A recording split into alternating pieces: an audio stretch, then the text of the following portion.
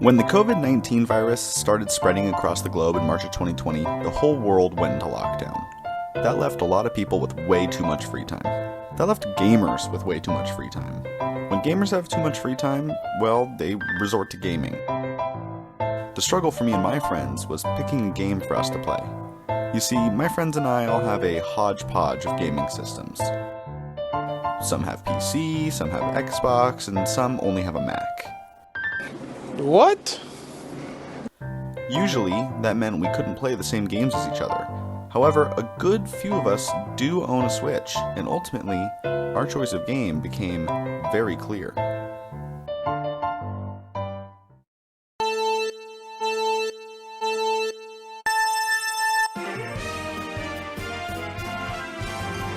Now, everyone knows Mario Kart, right? The classic racing game involving a bunch of the best Mario characters and a variety of fun item power-ups. It's a game that has been enjoyed by multiple generations of gamers now. If you play video games, then you have likely played Mario Kart. When boredom strikes, Mario Kart never ceases to fill the void. My friends and I have all loved this franchise since we were kids. When the idea to make a spreadsheet to compete against one another in time trials was formed, we jumped at the chance to go all in. We were excited to devote some time into an extremely fun game and see who would come out on top. The extent of our playing really only lasted a few weeks, but that does not show off how many hours we would sit and grind on just one track. So sit back and enjoy while I explain how our Mario Kart time trial era unfolded. The first day is actually very underwhelming. Nate struck first, with Big Blue randomly being the first course completed, becoming the times leader at 1. Nick Pat completed a few courses of his own, and the day finished with Nate and Nick sharing the lead at 2 each. Day 2 is when things finally got rolling. Nick, Pat, and Nate finished more than just 2 tracks, and Cameron and myself joined and completed all of the tracks. I gotta say, if you haven't sat in a Discord call with your friends all day while casually doing runs of time trials, then I highly recommend it. All of the Mario Kart with none of the rage. Yours truly ended the night with the most times among us at 36. Cam finished at 9, Nate had 3, and then Nick Pat finished with a solid none. The third day had all sorts of turnover on tracks. Early on, I jumped to a new spreadsheet high in times with 39, but people quickly started coming for my times. I tried to grab as many as possible, knowing that I couldn't play over the next few days. But as expected, the others were able to take advantage. Nate took this day to complete every track. Newcomer Henny even joined the field, grabbing 2 times of his own. The rest of the leaderboard stood with me at 19, Cam at 17, and Nate at 10. Nate beat my Mario Circuit and Moo Moo Meadows times, putting me and Cam now in a tie for the lead at 17. This remained for about maybe half a day, because after snagging 4 more times, Nate knocked me off the top and joined Cam with the crown at 16 apiece. This was yet another busy day for the spreadsheet. Nate took 2 times from me, putting them with the new lead at 18. Cameron then took back Toad's Turnpike and Wario Stadium to seal the lead back. Meanwhile, Nick Pat snagged Water Park and decided to make it his sole mission to keep at least that one record. Nate finished the day with a strong push, ending with a solid 23. Cameron got to 15, Nick Pat 4, and my score dropped to a measly 6. The best part about day 5 though? Henny, the menace, the absolute mad lad himself, claimed Moo Moo Meadows from Nate at 5 a.m. The grind really never stopped for us. Day 6 was filled with a lot of playing, but not much changed overall. The distribution of the day looked like this.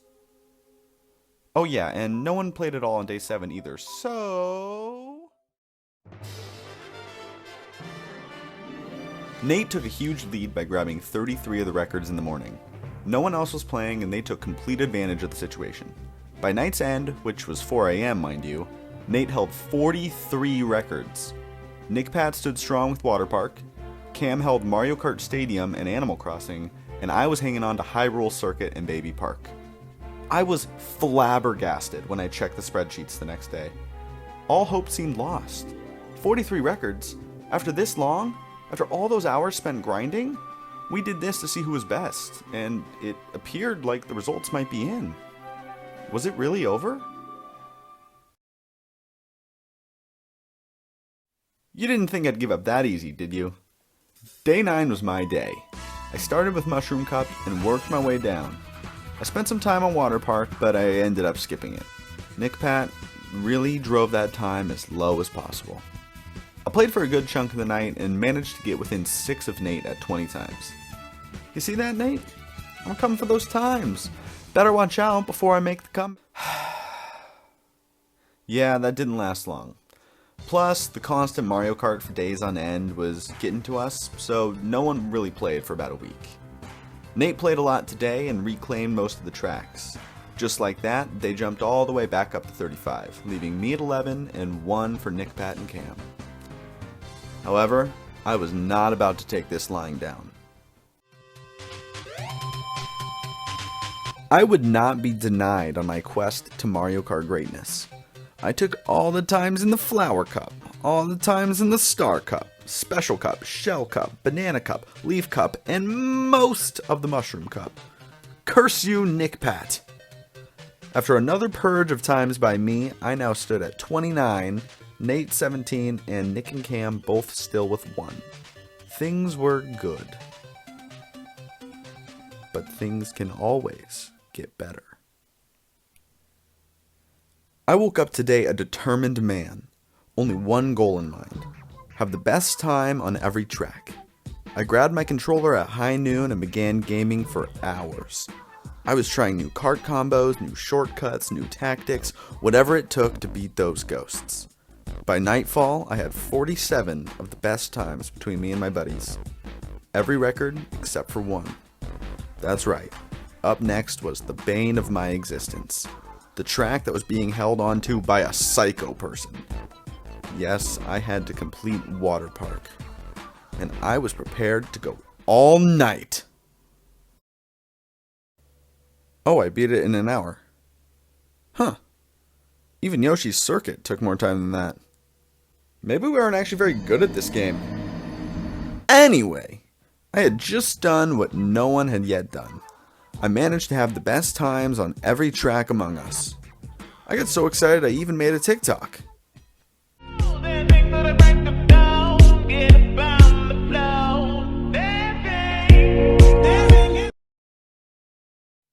And that was the end of our main time trials era. Any lingering motivation was swiftly lost. I think the TikTok might have deterred some of them from playing, honestly.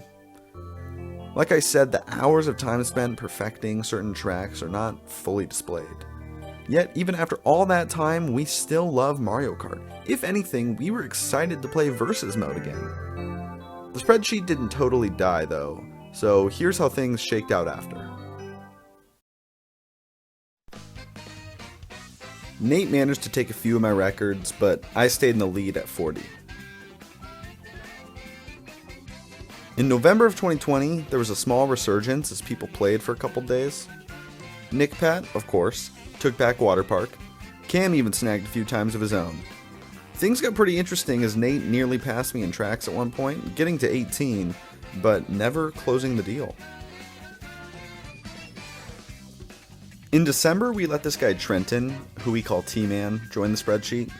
Turns out T-Man is cracked at Mario Kart, so he swiftly took over as times leader in less than a week, which he has maintained to this day, making him actually the longest tenured champion. The spreadsheet has remained mostly dormant over the last few years since we all lost that motivation to play time trials.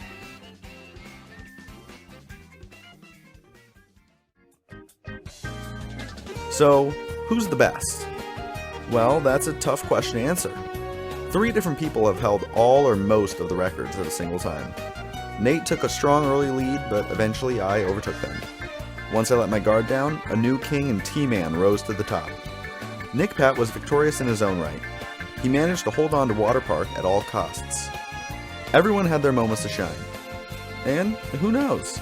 Maybe now we'll all start playing again as these DLC tracks keep getting added. Our gaming catalogs still do not have a lot of overlap, so we could find ourselves reliving the glory days of karting. Honestly, this whole thing was never about the competition.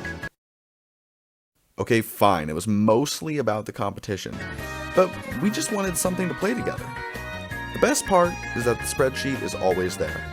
we can go back anytime and try to earn the top spot again. And then, maybe someday, we'll actually be able to answer the question as to who was best.